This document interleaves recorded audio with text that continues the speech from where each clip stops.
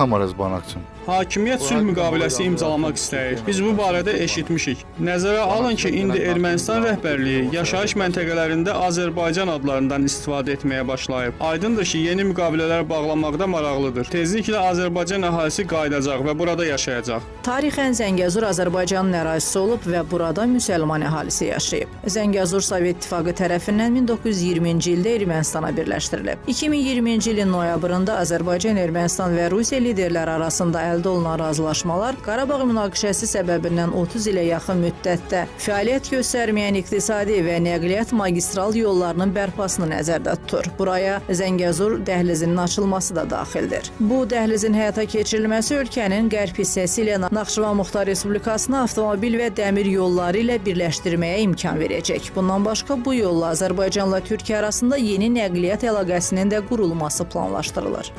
Kanalımıza abunə olaraq bizə dəstək olun və hər gün ən yeni xəbərlərdən xəbərdar olun.